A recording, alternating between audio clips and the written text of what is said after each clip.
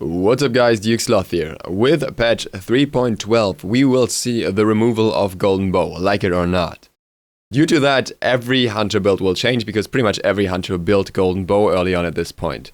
I have went into some testing with crit calc, with in-game tests on the minions and so on to figure out which builds will work after the patch hits and how they will work out and which are the most effective ones in which situations, which we're gonna address in this video. Before we get started with the actual content, I'd like to point out that you can find various sources and information below. I will drop down a link to the Google Docs where all the data is stored from the different builds I've tried out. I will drop a link to the graphs. I will drop a link to a Reddit thread where I have a much more extensive explanation that I can fit in a video with all the details that you may be interested in and so on. So feel free to check that out. The video itself will give you a condensed version of the information I have discovered. First of all, a quick glimpse at what absolutely doesn't work. Odysseus bow or charged bow just don't work. It's not worth, the clear is not good enough, don't even think about it. You need early power to clear effectively and Odysseus bow just doesn't offer that. Don't start with crit on Artemis or Jingwei either, it's not worth it, you get other better stats from other items. Ritual Dagger is a nice item but it's most likely not good on hunters because it lowers your DPS whenever you build it. Haste and Fatalis can be implemented into builds for boxing but it's generally not a great item for hunters. I did some extra experimental starts that I wanted to mention here, but we're not going to go any deeper into them. Devourer's Gauntlet is still not back, the DPS values and the price are not worth it compared to other builds, as long as Soul Eater in its current form exists, because you're going to get outtraded by an owner of Soul Eater every damn time.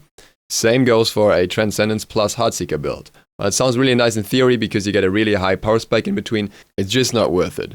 The build is too expensive, it comes online too slow, and there's just no reason to build it over other builds, even though it will occasionally have the highest DPS for a split second.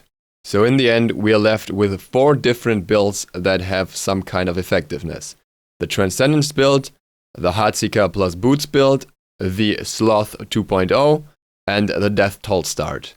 I will go through these builds in order and give you details on the builds, how they're built, when they're most effective, and which hunters they should be built on. Regarding the calculations, you have to understand that they can't be 100% accurate, simply because some items are more expensive than others, but if you want to compare them against each other, you have to do it on the same level, as otherwise the more expensive items would automatically get a DPS benefit due to the higher base stats at higher levels. Just as a side note, just be aware of this, but the information is about as accurate as it can get. With that said, let's look at the Transcendence build first. Transcendence is a high power build which is usually used for ability hunters. The Transcendence build goes as follows. You start with Transcendence and rush that as soon as possible, then you build Warrior Tabi, then you build Ickvale, then Soul Eater, Malice, and Deathbringer.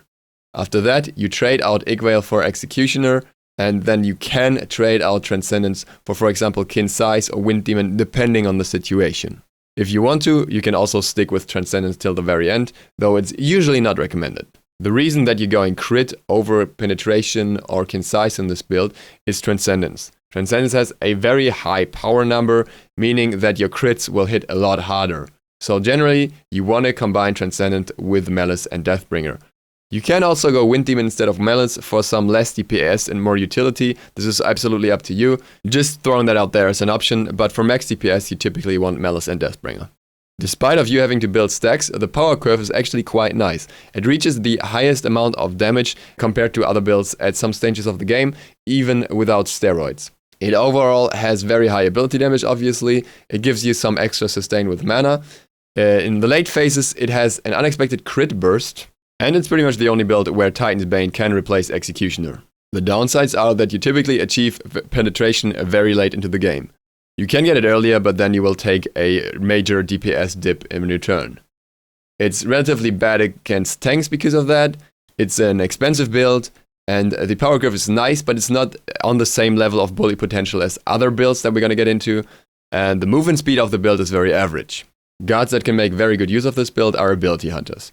Chiron, Cupid, Hou-Yi, Neith, Skadi, and Uller for sure, and additionally, potentially Anhur, Medusa, and Xbalanque, but those can also make decent use of other builds. Talking about other builds, let's move on to Heartseeker and Sloth 2.0. This start is new because Heartseeker got a buff. Now, if you activate the steroid after getting 5 stacks, it lasts for 3 seconds and affects all your abilities and basic attacks, even those from your pets and so on. The build order is as follows. Heartseeker, Warrior Tabi, Ickvale, Soul Eater, Concise, Executioner. Or if you want to go for the Sloth variant and you have a tanky team against you, you build Masamune instead of Boots. Once again, late game you want to trade out items for other items of your choice. Ideally, you trade out Heartseeker first because the late game DPS of it is just not that great. So you, for example, get Malice instead, and then you trade out Ickvale for example, Deathbringer. There are other options too, we get into that at the end of the video. When talking about the pros and cons of these builds, let's first look at Heartseeker and then at Sloth. The Heartseeker build has a very good power curve. It is the cheapest build by far, finishing up nearly 2k gold before the others. It has extra movement speed over any other build, meaning you have faster rotations, meaning you get more gold in the end, so you will effectively have even more gold with an already cheaper build. It may seem like it falls off compared to the other builds, but it actually doesn't because it's a lot cheaper, so you can build more late game focused items later. And the downsides are that it requires you to utilize the passive of Heartseeker properly, which is not always that easy.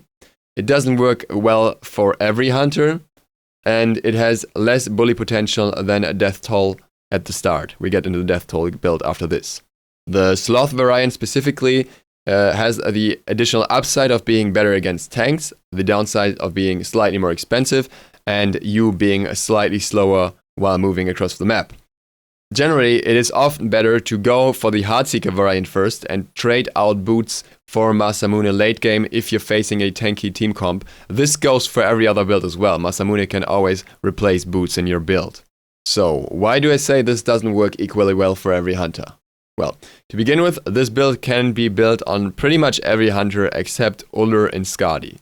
Ullr simply needs too much mana to be effective, and Skadi has an issue with this build. This may be fixed later down the road, but at the moment, calling back Calder from a target will activate the Heartseeker passive. This is extremely counterintuitive, as you usually want to use the passive when you're aggressing, not when you're retreating in some form. So it might get fixed, Hyris knows about it, but until it does, it's not that effective. Guys that are extremely good for this build are, first of all, Jing Wei.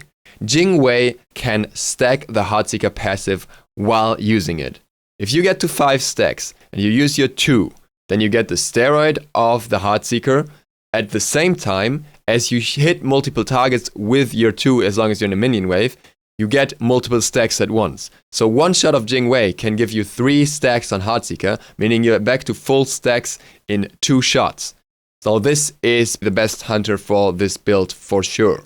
Other hunters that make very good use of it are especially Ram and Shibalanke, as they can activate their steroids on their 1 when they have 5 stacks and then get extremely potent clear.